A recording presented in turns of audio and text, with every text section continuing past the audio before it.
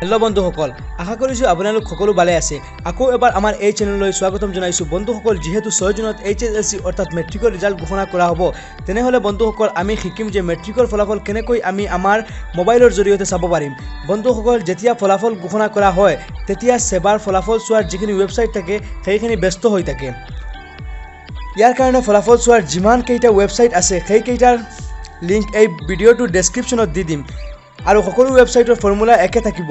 মই এটা ৱেবছাইটৰ ফৰ্মুলা দেখুৱাই দিম কেনেকৈ চাব, আৰু লগতে বন্ধুসকল SMS-ৰ জৰিয়তেও আপুনি ফলাফল চাব পাৰিব। প্ৰথমতে আমি শিকিম যে SMS-ৰ জৰিয়তে কেনেকৈ ফলাফল চাব পাৰি।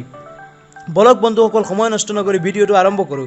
প্ৰথমতে আপোনাৰ মোবাইলৰ ইনবক্সটো অ'পন কৰি ল'ব আৰু এটা নম্বৰত SMS দিব লাগে। নম্বৰটো হ'ল 57766।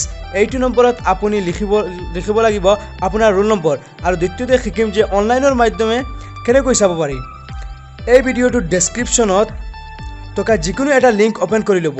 ইয়াৰ পিছত আপুনি দেখিবলৈ পাব এনেকুৱা এটা ইণ্টাৰফেচ।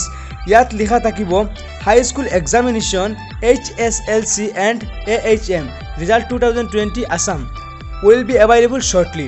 যেতিয়া ঘোষণা কৰা হ'ব তেতিয়া লিখা থাকিব high school examination HSLC and AHM result 2020 Assam will be available on 6 June.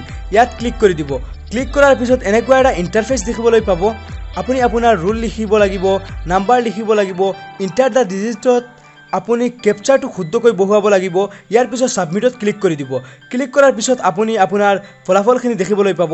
তেনেহ'লে বন্ধুসকল, ভিডিঅ'টো ভাল লাগিলে লাইক কৰিব আৰু বন্ধুসকলৰ সৈতে শ্বেয়াৰ কৰিব, আৰু আমাৰ আছাম ডিজিটেল ট্ৰিক্স চেনেলটো ছাবস্ক্ৰাইব কৰিব আৰু কাষত থকা বেল আইকনটো দবাই দিব।